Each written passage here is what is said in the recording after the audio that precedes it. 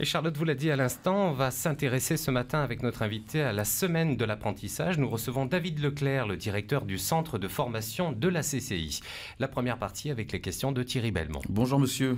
Bonjour. Les 3 chambres consulaires s'associent donc à nouveau cette année pour proposer la semaine de l'apprentissage. Les 3 chambres consulaires qui sont la CCI, Chambre de commerce et d'industrie, CMA, Chambre des métiers et CANC, Chambre d'agriculture de la Nouvelle-Calédonie. Est-ce que l'apprentissage est devenu au cours des années une filière très demandée ? Alors c'est une filière effectivement qui recueille un certain nombre de demandes, une sacrée activité, une sacrée attractivité également. Beaucoup de jeunes s'y intéressent de 16 à 25 ans sur ces dernières années, effectivement. Oui. Comment on explique ce succès ? Je pense que le succès, il doit essentiellement aux indicateurs qu'on propose, les résultats de réussite au diplôme dans un premier temps, plus de 85%, et surtout l'insertion derrière, c'est-à-dire les poursuites d'études ou l'intégration dans une entreprise avec plus de 80% d'insertion. Oui, en décembre dernier, les étudiants de la promotion 2017 de la CCI apprentissage les étudiants ont reçu leur diplôme. Est-ce que justement ils ont été insérés pour la plupart dans le monde du travail? Alors effectivement, on fait une enquête chaque année qui se situe plutôt dans les 9 mois. Donc on saura pour cette promo 2017 en septembre comment l'insertion s'est déroulée. Ce qu'on peut observer sur les 10 dernières années, c'est qu'on ne descend pas sous 84%. Donc j'ai bon espoir que ça continue. Et le pourcentage qui reste, qu'est-ce qu'ils deviennent? Ils poursuivent leurs études? Alors effectivement, oui, on a des poursuites d'études. Et puis après, il y a on va dire des petits moments de break. Quand on a fait 2, 3, 4, voire 5 ans d'apprentissage, en général, ils s'accordent quelques moments. Il y en a certains qui attendent également la rentrée suivante en métropole pour pouvoir poursuivre leurs études en métropole. Le succès de l'apprentissage, on l'explique par son efficacité à former des jeunes tout de suite opérationnels, parce qu'ils allient théorie aux pratiques. C'est une formule qui est très demandée par les entreprises. Alors c'est une formule qui est assez demandée en entreprise, effectivement. Toutes les entreprises n'ont pas forcément connaissance de ce mode de formation, ou si elles l'ont, elles ne savent pas forcément si les formations qui sont proposées correspondent à leurs besoins. Donc charge aux chambres consulaires, au CFA, de présenter cette offre. Ce que je peux dire, c'est que les entreprises qui y adhèrent sont globalement satisfaites, dans la mesure où effectivement, comme vous le disiez, c'est un moyen d'avoir des compétences directement opérationnelles à la fin de la formation. Les jeunes sont formés aux besoins et aux techniques de l'entreprise qui les a formés. Donc ça veut dire quoi? Ça veut dire une voie royale aussi vers un emploi stable? Clairement. En règle générale. Ouais, ouais. L'apprentissage, ce n'est pas seulement pour les CAP et les BEP, hein. C'est vrai, ça c'est toujours une idée reçue qu'on entend. Ça n'est pas que les métiers manuels, ça n'est pas que les CAP. L'offre de formation aujourd'hui va du CAP à Bac+3 sur le territoire. En métropole, on peut faire une école d'ingénieur, ce qui n'est pas encore le cas en Nouvelle-Calédonie. Oui, les inscriptions en formation post-bac justement en Nouvelle-Calédonie, est-ce qu'elles ont augmenté au fil des années? Elles sont stables.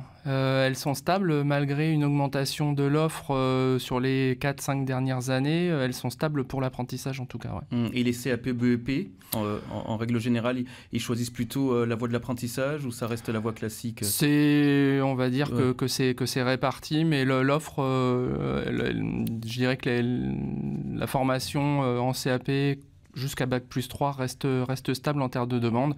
L'apprentissage ne séduit pas tous les jeunes, et heureusement parce qu'on n'aurait pas assez de place, mais aussi elle séduit un certain nombre de jeunes qui veulent, comme vous le disiez tout à l'heure, allier pratique et théorie. Comment expliquer que l'apprentissage a encore du mal à séduire certains jeunes et certains parents également? Je pense qu'on bénéficie d'une image, comme vous le disiez tout à l'heure, sur des niveaux CAP, sur des niveaux manuels. On a forcément des représentations quand on est parent, quand on est jeune. Donc c'est aussi pour ça que nous on s'efforce de faire de la communication, d'expliquer un petit peu comment ça se passe. Maintenant, tous les jeunes ne sont pas faits pour l'apprentissage, ils n'ont pas tous ce besoin-là.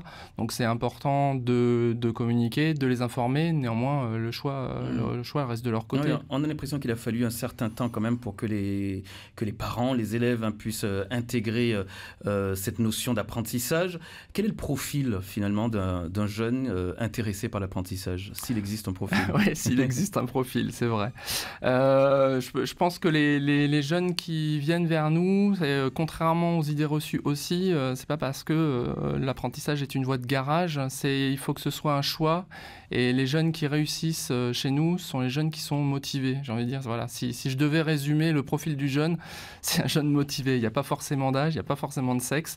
Je pense que c'est assez réparti sur ces points-là. Néanmoins, un jeune qui est motivé, qui a trouvé sa voie, qui a trouvé la formation et donc le métier qu'il envisage de faire par la suite, ce sera forcément une réussite. Quel genre de métier les jeunes se dirigent en général vers quelle sorte de métier Alors en apprentissage, aujourd'hui, on propose plus de 30 formations. Donc les métiers sont assez divers. On parlait des métiers de l'artisanat avec la chambre d'artisanat et métiers divers, tout le travail de la terre. Et puis à la CCI, c'est plutôt les métiers du commerce, des services, du tertiaire en général et de l'industrie. Oui. C'est facile pour les entreprises d'avoir recours à des apprentis ? C'est simple. Oui, je dirais que c'est simple. Si tant est que l'entreprise ait envie de s'engager, c'est un vrai investissement en temps, en transmission, mais aussi financier, puisque l'apprenti est rémunéré par l'entreprise qui l'accueille. Combien ? Alors, c'est un chiffre qui varie. On est entre 50 et 100% du SMG. C'est fonction de l'âge et du niveau de diplôme enseigné. Par exemple, en première année, je suis un post-bac, je suis payé combien ? À peu près, on est à peu près dans les 70 à 80% du SMG en fonction de mon âge. Oui, en métropole, le gouvernement Philippe a lancé une réforme qui rebat les cartes de fond en comble en ce qui concerne l'apprentissage. Il y a un projet de loi qui est en préparation, projet de loi qui s'intitule « Pour la liberté de choisir son avenir professionnel ». Il entend mettre l'entreprise au cœur de cette notion-là, du réacteur. Est-ce que cette réforme, elle pourrait être envisagée également en métropole, en Nouvelle-Calédonie, pardon ? Alors, en Nouvelle-Calédonie, il y a une réforme qui est en cours sur l'alternance, vraiment principalement sur l'alternance, et qui consiste à développer cette modalité de formation. On va dire le principal point, c'est d'étendre la formation aux plus de 16 ans, et non plus avec une limite 16 ans à 25 ans. Là, on sera de 16 ans, sans limite d'âge, c'est-à-dire que si vous êtes demandeur d'emploi et si vous souhaitez poursuivre vos études et que vous avez 45 ou 33 ans, ce sera possible par alternance. L'idée du gouvernement, c'est au regard des chiffres que je vous ai annoncés tout à l'heure en termes de réussite et d'insertion, l'apprentissage a fait ses preuves, et c'est d'étendre cette modalité à toutes les formations qui pourraient être développées à destination de ces publics. Alors cette réforme en métropole, elle a pour but de faciliter, enfin d'avoir plus de souplesse pour les très petites entreprises, parce que ce n'est pas toujours facile, l'administration n'est pas toujours aisée. Vous me dites qu'ici en Nouvelle-Calédonie, il n'y a pas besoin d'assouplir les démarches pour les TPE et les PME ? Alors les démarches pour intégrer l'apprentissage, non, sont simples. Vous en faites la demande à votre chambre consulaire, on vérifie que le diplôme qui est proposé correspond, ce qui est proposé par l'entreprise correspond à ce qui est préparé au niveau du diplôme. Et à partir de là, l'entreprise est accompagnée, le tuteur est formé, et ensuite l'apprenti et le tuteur sont accompagnés pendant toute la durée de la formation. J'ai envie de dire, l'accès est simple. Après, effectivement, la différence avec la métropole, c'est au niveau des aides. Aujourd'hui, le salaire de l'apprenti est exonéré totalement des charges pendant toute la durée du contrat. Donc ça, c'est un vrai plus pour l'entreprise. Néanmoins, comme vous le disiez, sur les TPE, TPPE, ça peut s'avérer plus complexe d'assumer un salaire entre 60 et 80% du SMG malgré tout. Et surtout, je le répète, de s'engager avec l'accompagnement d'un jeune qui n'a pas forcément de compétences au démarrage. Oui, parce que le rôle du maître d'apprentissage est primordial. On continue à en parler avec vous, David Leclerc, directeur du Centre de formation des apprentis de la CCI. C'était l'invité de la matinale. Il y a le succès de l'apprentissage, on l'évoquait en première partie, David Leclerc. Pourquoi les élèves en apprentissage savent faire la différence par rapport à leurs concurrents au parcours plus classique ? Alors, pourquoi ils savent faire la différence ? Excellente question, Thierry. Pourquoi choisir l'apprentissage d'une autre manière, si vous voulez. Oui, c'est ça. Pourquoi choisir l'apprentissage? Je dirais qu'avant tout, ils veulent mettre les mains dans le cambouis. Alors, je reprends une analogie manuelle, même si on a des métiers, des services. Ils veulent voir de l'intérieur comment ça se passe. Ils veulent traiter le futur métier qu'ils ont envie de faire de l'intérieur, en allant dans une entreprise, en travaillant au quotidien au sein de cette entreprise, et de toucher ce qu'est la réalité du monde du travail, en même temps que préparer un diplôme. Et grand bien à leur face, ça leur fait une expérience d'1 an, 2 ans ou 3 ans en fonction des diplômes qui sont préparés. Et c'est intéressant pour le patron parce que finalement, d'une certaine manière, il diminue les risques en recrutant ces jeunes-là qui pourront par la suite rester finalement au sein de la société. C'est effectivement une voie de recrutement privilégiée pour les entreprises.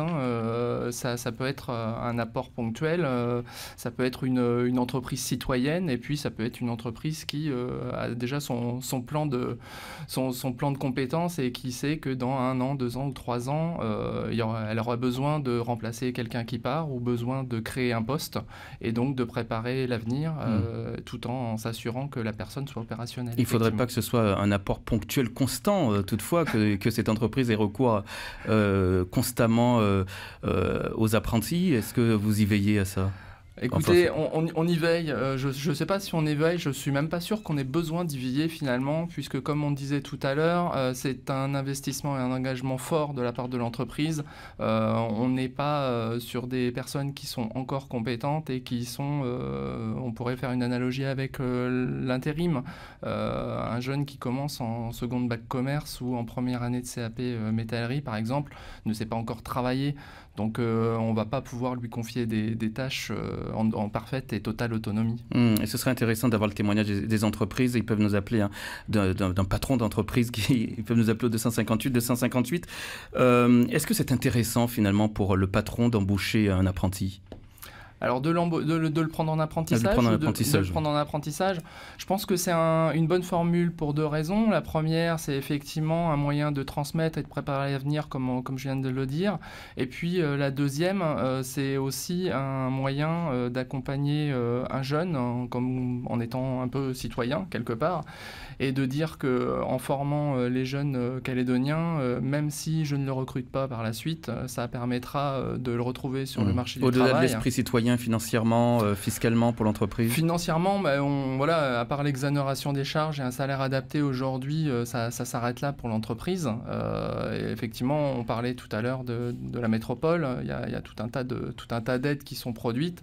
C'est pas le cas en Calédonie, pardon. Un petit coup de pouce permettrait peut-être à certaines entreprises d'investir le champ, comme les TPE, TPPE. Un message donc lancé aux politiques, au gouvernement. Bruno Rouvière. Quand on parle d'apprentissage, on parle aussi de tuteur, c'est ce que vous avez évoqué tout à l'heure. Ce tuteur, il est désigné d'entrée, il va devoir accompagner l'apprenti pendant les 2 ou 3 ans d'apprentissage ?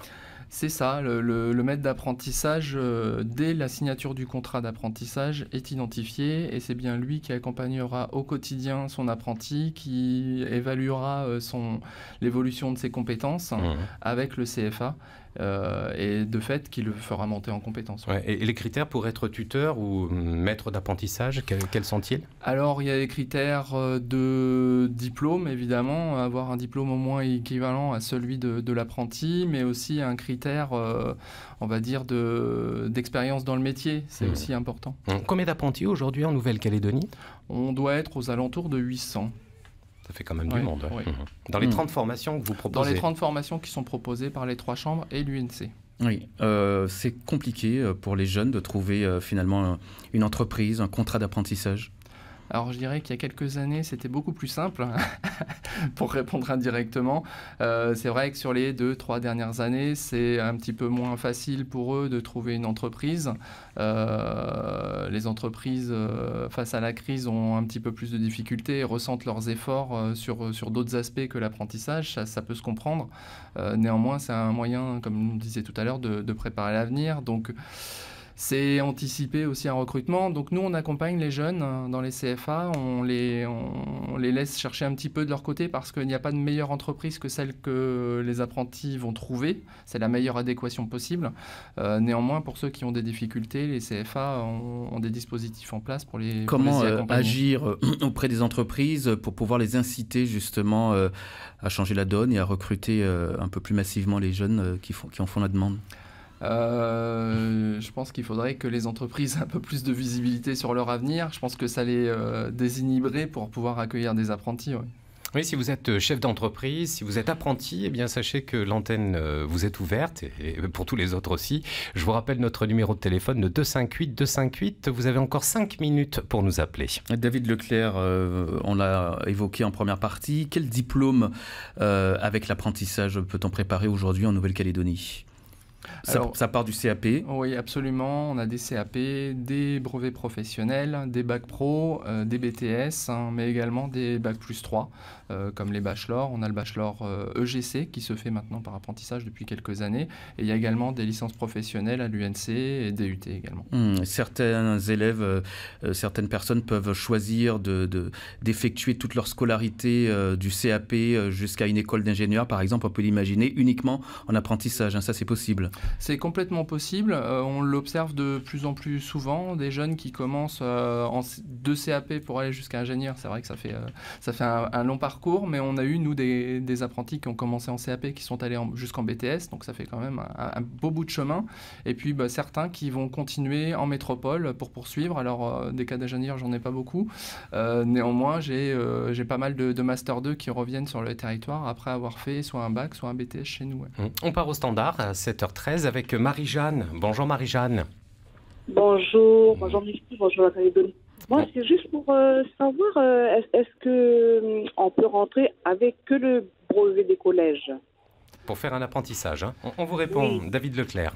Eh bien écoutez madame, oui c'est possible de rentrer avec le brevet des collèges en fonction du diplôme qui est préparé. On peut commencer avec un CAP, on peut aller sur un bac pro également en n'ayant que le brevet des collèges. Voilà.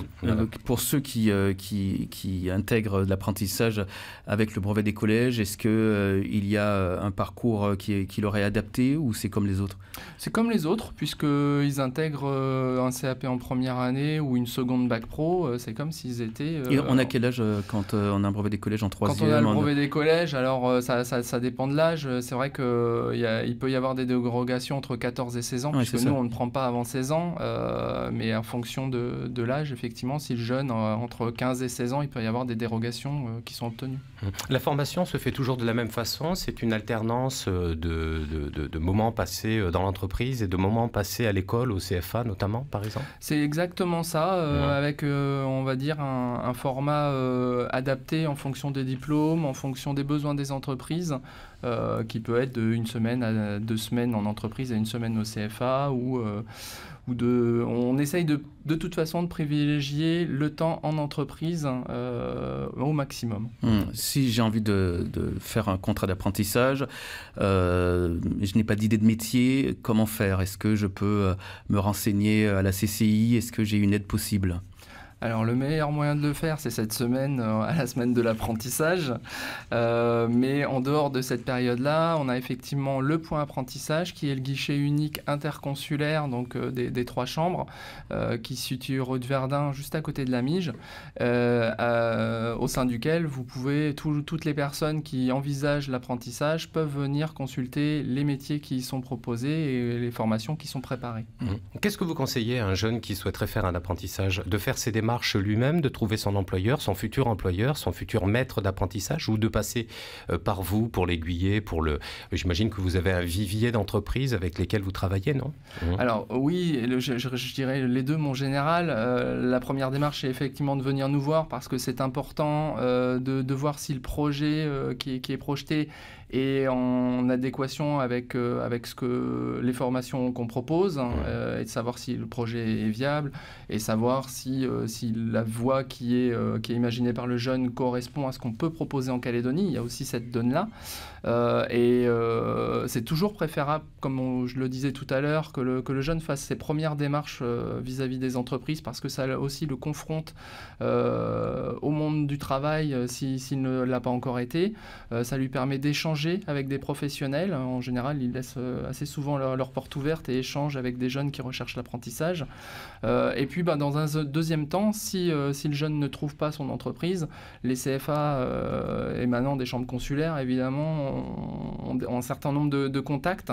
L'idée est de voir si l'adéquation la meilleure possible peut être réalisée entre le jeune et l'entreprise. Et j'ai envie de dire, le troisième maillon de la chaîne, c'est quand même le maître d'apprentissage qui va être au contact de l'apprenti pendant toute la durée de la formation. Quels sont les métiers les plus demandés en apprentissage en CAP, tout d'abord, CAP, BEP, les métiers les plus demandés? Alors les CAP, je pense que c'est à la Chambre des métiers, c'est plutôt les métiers de l'esthétique, de la coiffure, qui sont très, très, très demandés. Au niveau de la CCI, on a beaucoup de jeunes sur tous les diplômes, en particulier sur les BTS, qui ont un fort taux d'attractivité.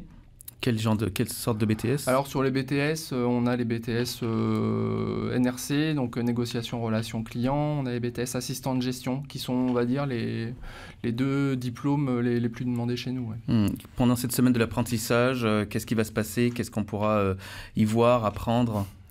Alors pendant cette semaine de l'apprentissage, on va démarrer ça dès aujourd'hui et demain à Koné. Donc les collèges et le lycée seront visités par le point apprentissage, justement pour présenter toute l'offre de formation. Le point apprentissage sera également présent sur Marais pour visiter les collèges et rencontrer également les demandeurs d'emploi ou les personnes qui s'y intéressent, les familles également. Et puis vendredi et samedi à la salle d'honneur de la mairie de Nouméa, un salon avec des partenaires de l'insertion et de l'orientation également qui seront présents. Donc ça permettra aussi de travailler son projet professionnel avec un certain nombre d'acteurs, et toute l'offre de formation 2019 sera présentée lors de ces journées. Merci David Leclerc, je rappelle que vous êtes le directeur du centre de formation des apprentis de la CCI. Merci beaucoup. Merci beaucoup et bonne journée.